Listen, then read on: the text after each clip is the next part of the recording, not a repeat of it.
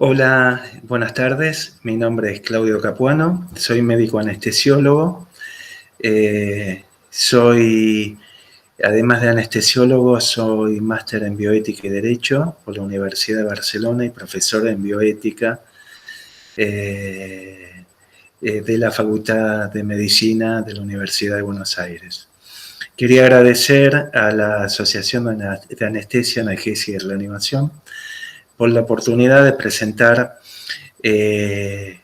una charla sobre los conflictos éticos y valores que deben tener los médicos anestesiólogos durante la pandemia por COVID-19.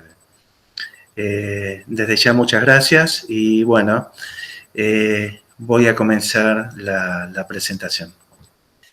La crisis sanitaria global que enfrenta la Argentina y el mundo, ocasionada por la pandemia SARS-CoV, ha puesto a los sistemas de salud en una situación de tensión y crisis de características extraordinarias, en las que los responsables de las políticas sanitarias, sus profesionales y entre ellos los médicos anestesiólogos, están teniendo que tomar decisiones en un contexto de gran incertidumbre. Ya por el año 2007, la Organización Mundial de la Salud señalaba que aunque no podamos predecir cuándo se producirá la próxima pandemia de gripe, desde el siglo XVI el mundo ha experimentado un promedio de 3 pandemias por siglo que han ocurrido a intervalos de 10 a 50 años. Este documento fue emitido en el contexto de la gripe, de la pandemia por gripe A, y ya advertía que una nueva pandemia podía acarrear una carga significativa para la salud humana y conducir a una desorganización social y económica importante, proponiendo a la vista de las consecuencias predecibles que los países y la comunidad internacional se preparen para tal eventualidad tratando de mitigar su impacto. Este documento de la Organización Mundial de Salud, que es el informe anual sobre la preparación mundial para la emergencia sanitaria, es de septiembre del año 2019. En este documento dice que entre el año 2011 y 2018, la Organización Mundial de Salud realizó un seguimiento de 1.483 brotes epidémicos en 172 países, enfermedades potencialmente epidémicas como la gripe, el síndrome respiratorio agudo severo o SARS. En su capítulo 3 lo denomina prepararse para lo peor, diciendo que una pandemia causada por un patógeno respiratorio letal y que se propaga rápidamente, el mundo y los gobiernos debían prepararse para enfrentar esto. Quiero aclarar que esto fue de septiembre del año 2019. También decía que los sistemas y capacidades existentes en materia de preparación y su respuesta ante brotes epidemiológicos son insuficientes para hacer frente a la enorme repercusión y rápida propagación de una pandemia altamente mortífera, que ya fuera de origen natural o liberada accidentalmente o intencionalmente, así como a la conmoción que supondría para los sistemas sanitarios, sociales y económicos. Por su parte, la Comisión Interamericana de Derechos Humanos advierte que la pandemia puede afectar gravemente la plena vigencia de los derechos humanos de la población, en virtud de los serios riesgos para la vida, salud e integridad del personal, así como sus impactos de inmediato, mediano y largo plazo sobre las sociedades en general y sobre las personas y grupos en situación de especial vulnerabilidad. Esto, a modo de introducción, es que uno puede observar que a través de los organismos internacionales como Organización Mundial de Salud, la CID, o sea, la Comisión Interamericana de Derechos Humanos, la Organización Panamericana de Salud, empiezan a vislumbrar que era posible que se produzca una pandemia de este tipo. A esto me remito a lo que dice ese documento de la OMS de septiembre del año pasado, y que había que prepararse. Ahora bien, para entender lo que es la pandemia y cuál es el impacto que tienen las sociedades, es importante, es imprescindible, ver cuáles son las características de la pandemia. Estas características son que hay un contexto sanitario excepcional, no solo local, sino que regional y a nivel mundial. Este contexto sanitario se da en un marco de incertidumbre. Incertidumbre, ¿por qué? Porque la ciencia todavía no ha podido establecer varios mecanismos. Recién ahora estamos viendo cómo son los contagios, pero además incertidumbre en el tratamiento, no existe vacunas, o sea, que esto lleva a la otra situación, que pone en situación de vulnerabilidad a los equipos de salud. Uno podría decir que los pone, yo también podría decir que es cierto que hay equipos de salud que están vulnerados, pero estos aumentos de situaciones de vulnerabilidad se dan ya a nivel general, ¿no? Esto ya no depende de en qué lugar uno está atendiendo o no, sino que esto ha atravesado y los ha puesto en una situación de vulnerabilidad, pero a los equipos de salud y a las poblaciones. Otro tema importante a destacar es el cambio en la relación médico-paciente, que ya lo voy a desarrollar más adelante. Y las características del paciente COVID, que tiene características especiales, también lo voy a desarrollar ahora, pero si uno ve todas estas situaciones que he enumerado, uno puede tener certeza que ha habido un cambio en las relaciones sociales y que también ha habido un cambio en las relaciones sanitarias. ¿Cuáles son las características del paciente COVID? Además de que ser una enfermedad que es altamente contagiosa, el 80% de las personas con COVID desarrollan síntomas leves o no requerirán asistencia hospitalaria. El 20% será hospitalizado y de ellos el 5% va a requerir cuidados intensivos. En este último grupo, estos dos últimos grupos, podemos ver que esta enfermedad se da en un contexto de carácter agudo, donde el paciente se lo aísla con una gran pérdida de autonomía, entendiendo la autonomía como la posibilidad de elección sin una coacción interna y externa y con conocimiento de causa, y puede llegar a ser un paciente con riesgo de perder la vida o recuperarse la afección. Este tipo de características le otorgan a estos pacientes una forma de tratamiento distinta muchas veces que al de un paciente terminal. Ahora bien, ¿cuáles son los cambios en las relaciones sociales sanitarias? Estos cambios se dan en el equipo de salud, del equipo de salud y las instituciones y en la relación médico-paciente. En el equipo de salud, uno ve que, como yo les decía antes, hay un contexto de incertidumbre, que hay una emergencia de salud pública que puede obligar a cambiar las prácticas de los profesionales. Por lo tanto, hay una modificación de los estándares de atención. Estamos obligados a buscar alternativas terapéuticas.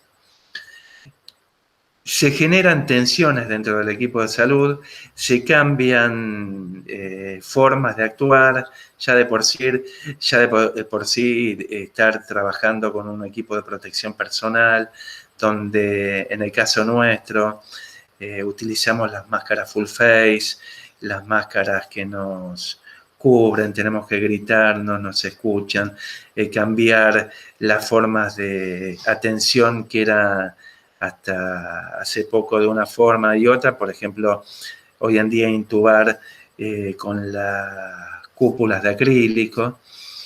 Todas estas situaciones se evidencian en distintas formas en el personal de salud como un sufrimiento moral. Ahora bien, en el equipo de salud y las instituciones, o sea, yo estoy hablando de las relaciones de salud entre el equipo de salud ahora y la institución. Uno va a ver que hay cambios de prioridades en la atención sanitaria. Esto ya lo está viendo cada uno de nosotros a medida que estamos trabajando, cirugías que ya no se hacen, cirugías que son impostergables, formas de patologías que no se van a operar o se posponen. Esto es por un lado. El otro tema importante es la asignación de recursos humanos en distintas áreas. El plantear una atención a la salud en función de la política sanitaria tiene este tipo de características. La reasignación de recursos es otra, y otro que nos compete también mucho a nosotros es el cambio de incumbencia sanitaria. ¿Qué quiere decir esto? No solo es con nuestra especialidad, sino que esto podría ser a todas las profesiones médicas. Si uno ve cuando colapsa el sistema sanitario de Italia, España, de Francia, una de las primeras consecuencias que tiene este colapso es el contagio, la enfermedad de los profesionales de salud, en este caso los terapistas. A medida que se iban quedando sin estas especialidades, tuvieron que recurrir a otras especialidades, como ha llegado a ser de que oftalmólogos, dermatólogos han terminado en terapias intensivas en estos países. Ahora bien, yo hablaba de que también, aparte de este cambio en la relación social, no solo se da en el equipo de salud y el equipo de salud en la institución, hay un cambio en la relación médico-paciente. Este cambio en la relación médico-paciente, uno lo tiene que pensar que en un momento normal la atención siempre está, la atención médica está centrada en el individuo, en el sujeto. Ahora, al cambiarla por la atención guiada a la salud pública, empiezan a haber tensiones. Las necesidades de salud pública pueden justificar una limitación de derechos hacia esos sujetos, a los pacientes, y preferencias de esas personas. Y el profesional va a priorizar su deber hacia la comunidad sobre los deberes de respeto al individuo.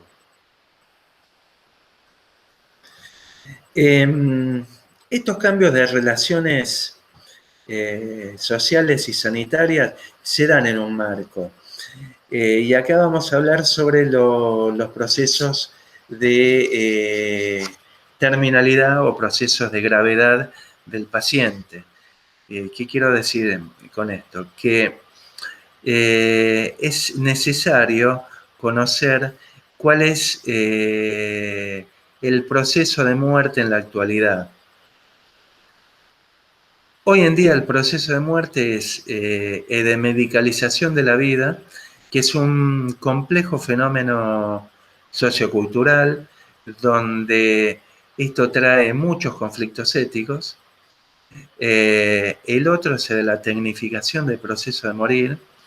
Hoy en día la muerte está tecnificada, ¿no? O sea, el pensar que una persona ingresa un respirador, ingresa otros soportes de atención vital, esto es algo reciente, empieza en los 60, 65 hasta ahora. Y el otro tema importante, que también es la población objeto de la pandemia COVID, es el envejecimiento de la sociedad. En todo este contexto debemos pensar a la pandemia. Ahora bien, cuando vamos a hablar sobre conflictos éticos, es necesario darle un marco a la pandemia y un marco, ver cómo es en una situación de aparente normalidad. En situaciones normales, los conflictos bioéticos radican en el difícil consenso que hay entre la autonomía del paciente y criterio médico. El conflicto se sitúa inicialmente entre el respeto a esa autonomía y determinadas concepciones de derecho a la vida. Estas concepciones de derecho a la vida que recorren casi todos los conflictos éticos que se dan en la terminalidad, en los dilemas de fin de vida, se dan siempre entre la sacralidad, o sea, o santidad de la vida y o calidad de vida. Ahora bien, en pandemia hay un cambio de atención centrada en el individuo a una atención guiada por la salud pública. La autonomía del paciente en contexto de pandemia se ve afectada. Hay una limitación de derechos y preferencia de los individuos. Esto lo ve cuando un paciente se lo va a internar, se ve cuando se lo aísla, se ve cuando pasa la terapia intensiva, se ve cómo es el final de su vida, o sea, de hecho está regulado como tiene que estar si van a despedir al paciente en la terminalidad, o sea, son hechos distintos a lo que estamos acostumbrados. Ustedes piensen que este cambio de contexto se fue dando rápidamente y ya venimos desde febrero, mitad de febrero, hasta julio, ¿no? Entonces, estos cambios de contextos y cambios de relaciones sociales también traen sufrimientos morales a todo el personal de salud, ni más decir a la gente que está enferma, ¿no?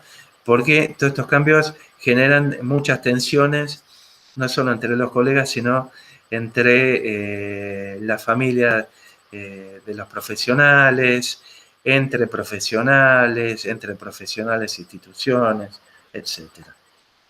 Ahora bien, los conflictos éticos, ¿dónde se podrían situar? Uno, en la disponibilidad y asignación de recursos sanitarios, humanos y tecnológicos. El primero, uno podría ver entre la asistencia médica y la falta de recursos sanitarios.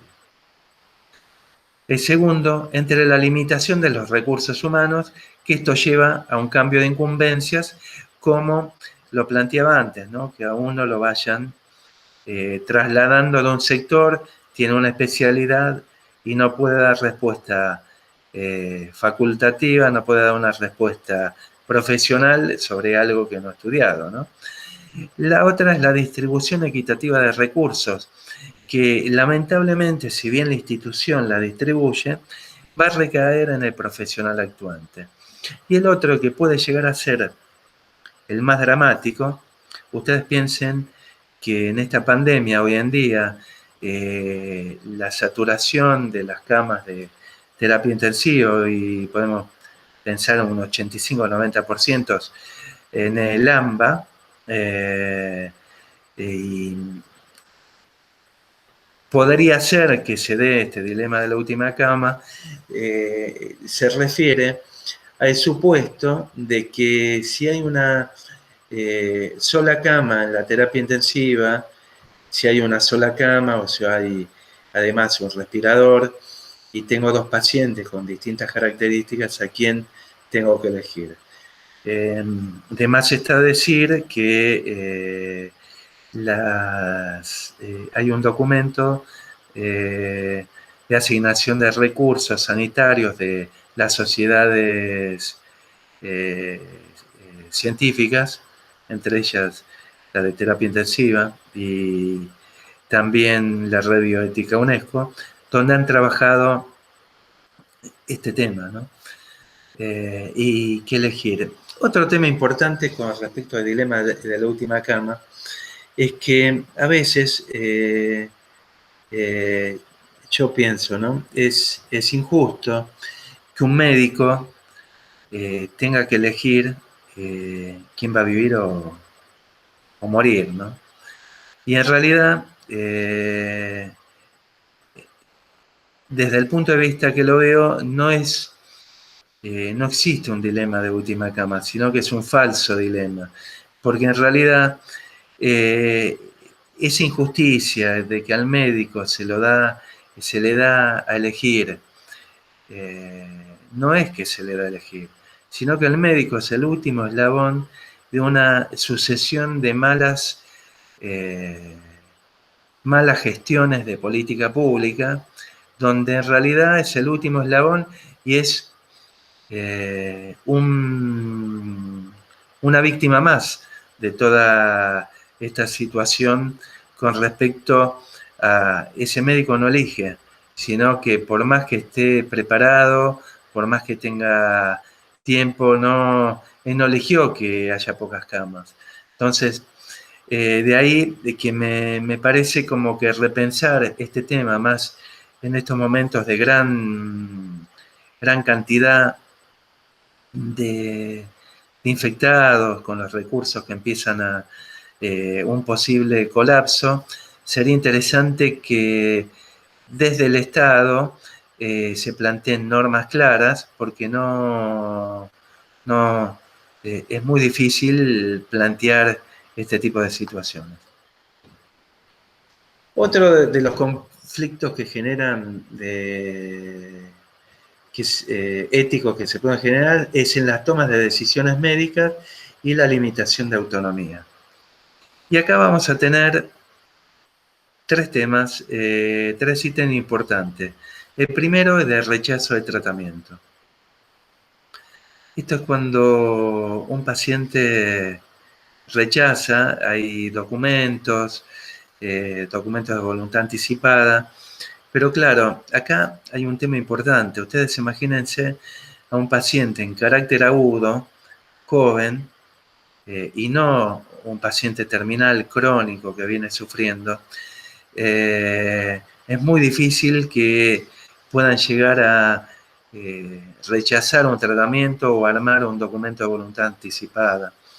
El otro es de futilidad de tratamiento, cuando ya los tratamientos no sirven. En esto es importante para nosotros el no ejercer el ensañamiento terapéutico. La otra situación es la limitación del esfuerzo terapéutico. Esto es cuando ya vemos que los tratamientos no funcionan y que todo esfuerzo empieza a estar en vano, ¿no? Para esto es muy importante tener normas claras, transparentes y específicas de saber cómo actuar. Por último, que tanto no nos va a causar a nosotros conflictos éticos, porque en el lugar que estamos crítico no se trata, salvo que por una cuestión de cambio de incumbencia y de obligación tengamos que hacer otras cosas, es la utilización de tratamientos que no han sido probados.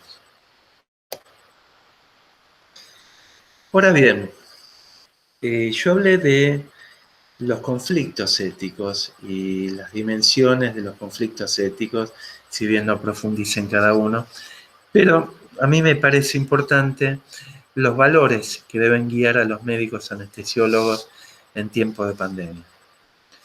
El primer valor importante es el respeto. La práctica médica del anestesiólogo debe estar orientada al respeto de la dignidad de las personas. La dignidad es el reconocimiento del valor de cada persona que considera a todo ser humano como un fin en sí mismo y no como un medio para los fines de otros, portadora de una singularidad y valor esencial que la transforma en única e irrepetible. En este sentido, el respeto a la dignidad nos impide considerar criterios de atención médica ajenas a la esencia de las personas, tales como la condición social, creencias, valoración social, edad y discapacidad, entre otras. Se debe poner énfasis en la calidad de atención médica para todos y cada uno de los pacientes. Solidaridad. Solidaridad es un valor social que pone énfasis en la salud comunitaria antes que en la individual, sobre todo en la salud pública. Implica la necesidad de cuidado mutuo y colectivo en lugar de un cálculo utilitario. Su misión en tiempos de pandemia es contribuir a que la salud de la comunidad y de los equipos de salud no empeore. La solidaridad actúa como contención y da un marco de equidad a aquellas desigualdades y vulnerabilidades que pone de manifiesto la pandemia. Debe ser el principio que rige la salud pública. La solidaridad no solo debe guiar la atención de los pacientes, también la de los profesionales. En el caso de los anestesiólogos, como de todos los médicos, el cuidado de la propia salud es también un acto de solidaridad, ya que evitar el contagio propio y de otros profesionales conlleva la posibilidad de seguir asistiendo pacientes presentes y futuros. Cuidado. El cuidado es una conducta ética fundamental. Cuidado tiene que ver con situaciones reales como el deseo de evitar el daño, la circunstancia de ser responsable del otro, la vocación de proteger y de atender a alguien. La moral del cuidado deriva en que la certeza del bienestar, inclusive la supervivencia, requiere algo más que autonomía y justicia. Necesita del otro. Reconocer y cumplir derechos y deberes, promoviendo la dignidad, satisfaciendo las necesidades del otro, genera grandes sentimientos de bienestar, tanto para quien recibe los cuidados como para quien los brinda. Justicia y equidad. La Declaración Universal de Bioética y Derechos Humanos de UNESCO expresa: se habrá de respetar la igualdad fundamental de todos los seres humanos en dignidad y derechos, de tal modo que sean tratados con justicia y equidad. En este sentido, la justicia y la equidad son valores esenciales para la asignación de recursos, tanto materiales como humanos. Debemos entonces respetar la igualdad, condición indeclinable de la justicia, y al mismo tiempo procurar en tanto podamos el reparto equitativo de la atención, facilitando el acceso no discriminatorio, adecuado y suficiente, y a todos los que lo requieran, haciendo un uso eficiente de los mismos. Habitualmente, en nuestra práctica diaria, no nos vemos ante el conflicto ético de seleccionar a qué pacientes se le aplican recursos extraordinarios para el soporte vital. Los pacientes que requieran atención en cuidados críticos los reciben con algunas excepciones. Por ejemplo, cuando el paciente rechaza el tratamiento o cuando las medidas terapéuticas son futiles, según la evidencia clínica. Sin embargo, en tiempo de pandemia, pudiera producirse esa vicisitud, ya que los recursos son finitos. En este sentido, la justicia debe ser la primera virtud de cualquier protocolo de elección de triage, debiendo revisar cualquier sistema que lleve a situaciones injustas. Toda decisión, criterio y protocolo derivados del principio de justicia deben ser transparentes, conocidos y aceptados por todos para garantizar un trato igualitario, consolidando así la confianza pública en las instituciones sanitarias y en los trabajadores del equipo de salud. Cooperación. Se desprende del imperativo de justicia. Consiste en asegurar la participación de sectores comprometidos con el trabajo asistencial durante la pandemia. Nuestro objetivo fundamental será el de asistir al paciente contra las causas que afecten a la salud, buscando la colaboración y participación de otros sectores de salud. Responsabilidad. Ante el contexto de incertidumbre que genera la pandemia en los niveles de atención médica y tratamiento, los médicos anestesiólogos deben ser responsables, incorporando evidencia científica en la toma de decisiones. Ante los nuevos aportes científicos, deben mantener una mirada crítica basada en la idoneidad. Consideraciones finales. En este caso, hay 3 deberes éticos que deben tener las autoridades sanitarias. El primero es el deber de planificar y manejar la incertidumbre. El segundo es el de proteger a los trabajadores de la salud y a la población. Y el tercero es el de guiar mediante estándares de atención la crisis y la contingencia. A mi modo de ver, la crisis y la contingencia, obviamente la responsabilidad del Estado es indelegable. Ahora bien, en el trabajo fino, en el diario, en el cotidiano, se puede hacer a partir de los comités de crisis hospitalarios. Que estos comités de crisis deberían tener como funciones: organizar la respuesta a las crisis según los planes de contingencia, tomar medidas basadas en la equidad, tomar decisiones en forma colegiada, planificar o prever conflictos y dilemas éticos como elección de acceso a los recursos materiales, uso de tratamientos vitales, retirada de tratamientos, derivación a tratamientos paliativos e informar a los pacientes los criterios utilizados en los tratamientos. Y establecer la naturaleza del alcance de las obligaciones del personal sanitario.